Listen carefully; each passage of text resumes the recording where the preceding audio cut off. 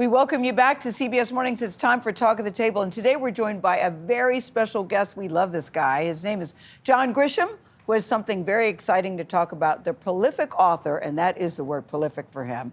He's written 51 consecutive #1 bestsellers. Drop the microphone. And sold more than, listen to this number, 400 million books worldwide. And now, lucky us, and Tony said it's insane. It is.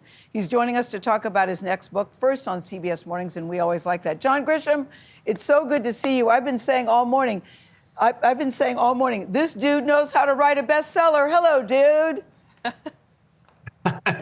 Good morning, Gayle. Good morning, gang. I wish I were there.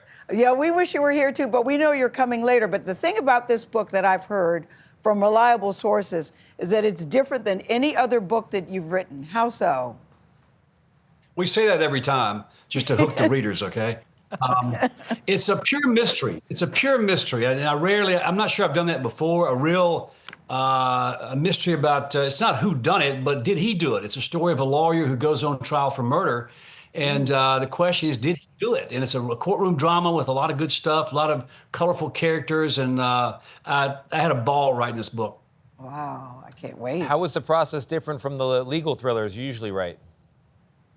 All the legal thrillers have some element of the unknown, some element of mystery to them, but not pure, as we say, mysteries, but who did it. The process was the same. Once I get the story worked out and I start writing, the process is always the same. And it was no different, but it was a lot of fun solving the mystery and also figuring out how to keep the reader hooked the whole way, and some false clues here and there, some false steps and false hints, and that's the fun part of putting together a mystery. That is part of the fun. So, John, part of your process is you say that you always know how a story ends before you start writing it or at the beginning of the process. But you had a little trouble with this one. What happened? Oh, a lot of trouble. I finished the book at the end of last year, and I had a really clever ending, and I was done with it. And then Renee read the ending, and she said, "Hey, buddy, this ain't working."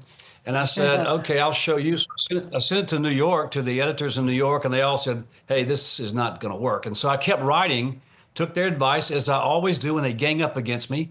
And I can't argue with all of them, especially Renee. So I kept writing. I wrote 25,000 more words and a new ending. So I did not know the ending when I started, and I'm very pleased with it now. Yeah, well, that's right. Listen, I know that your lovely wife, Renee, her opinion really matters to you. I love a husband that pays attention when his wife speaks. I appreciate that about you.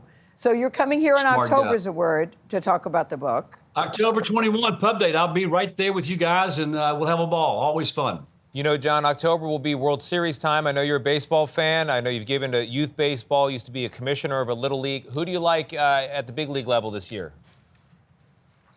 My long-time agent is David Gernert, a New Yorker, rabid, crazy Mets fan, and he's got me this year pulling for the Mets. For the first time in my life, I'm pulling for the Mets this year. They're going to win it all. I love it. That makes Tony very, very happy. Yeah. And we're looking at, we like your office. We like the custom bookshelf. We like the picture. I'm going to send you a picture of all of us so you can put it, and it can be prominently displayed. I don't know who those people are on the right-hand side, but we would look so much better sitting in that spot. I'll display it happily. Send me a big photo. All right, John Grisham. Can't wait to see you in October. Can't wait to read this book. Always good to see you. And our best to Renee. See you soon. Take care. Bye-bye. Bye. The name of the book is called The Widow. I wonder if that's a clue. It comes out in October. We are very excited to tell you once again that John will be back with us in October when it's published. He's coming here.